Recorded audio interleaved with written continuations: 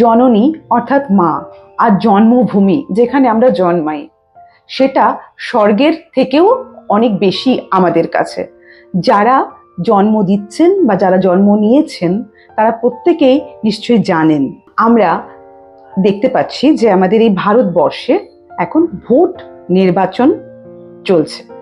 প্রথমে শুরু হচ্ছে বিহারে, তারপরে আমাদের পরবর্তীতেই হবে আমাদের পশ্চিমবাংলায়, পশ্চিমবঙ্গে। তার মানে আজ থেকে 8 মাস পর আমাদের ভোট। এখন প্রশ্ন হচ্ছে যে আমার এই মেইন স্ট্রিম লা এসেনশিয়ালস এই চ্যানেলটিতে হঠাৎ করে ভোট বা নির্বাচনের কথা বলছি কেন? সত্য কি মিথ্যা আমি জানি না, বা রাজনীতি আমার সাবজেক্ট নয় বা আমার বিষয় নয়। আর যে কোনো কারণেই হোক রাজনীতি থেকে আমি অনেকটাই দূরে। রাজনীতিটা ঠিক আমার পছন্দের বিষয় নয়, কারণ আর যাই হোক রাজনীতিটা বোঝার মতন ক্ষমতা হয়তো আমার নেই। আদমশুমারি, সেন্সেক্স বা জন্ম নিয়ন্ত্রণ, এটা আমাদের ভারতবর্ষে বলে নাকি 130 কোটি জনসংখ্যা।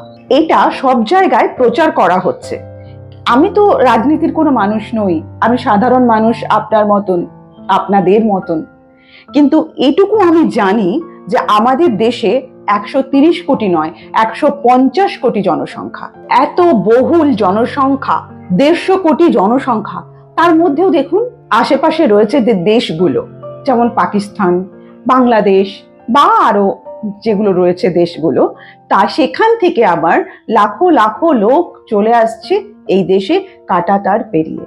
এবারে নিজেদের দেশে এত লোক সংখ্যা, সেগুলো নিয়ে আমরা এত জর্জরিত, তার মধ্যে থেকেও যদি লক্ষ লক্ষ লোক চলে আসে তাহলে কেমন হবে?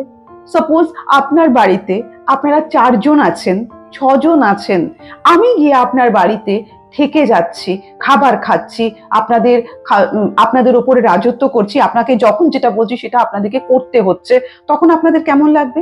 এমনিতেই যখন আপনাদের বাড়িতে কোনো রিলেটিভ আসে আপনারা ব্যতিব্যস্ত হয়ে যান যে কিভাবে এই রিলেটিভরা যাবে, কবে যাবে, আজকে 10 দিন হয়ে গেল যাচ্ছে না।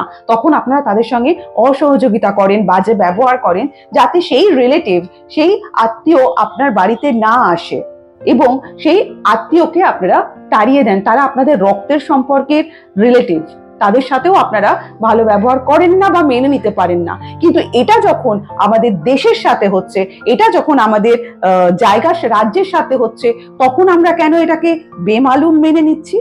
শুনবেন, এই যে বিহারে SIR শুরু হয়েছে, তাতে দেখা গেছে 65 লক্ষ মানুষ যারা কিনা সেখানকার নয়, তাদের দ্বারা ভোট হচ্ছে।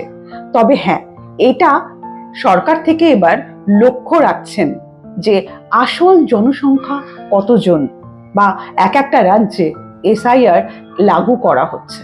সব থেকে যে কথাটা আমি এখন বলতে যাচ্ছি, সব থেকে শেষ কথা, সেটা হচ্ছে যদি পশ্চিমবঙ্গে আমাদের বাংলায় SIR লাগু হয়, তাহলে যখন ওই জালে মাছ ধরার মতন যখন ধরা হবে, আমি বলছি দেখতে পাবেন 1 কোটি ভুয়ো ভোটার রয়েছে। এই যে অনুপ্রবেশকারী, বাংলাদেশ থেকে যারা অনুপ্রবেশ করছেন এবং রোহিঙ্গা যারা, তারা আমাদের এই বাংলায় এসে যেভাবে জবরদখল করছেন, এটা যদি চলতে থাকে তাহলে কিন্তু আমাদের দেশের জন্য খুব বড় একটা থ্রেট হবে।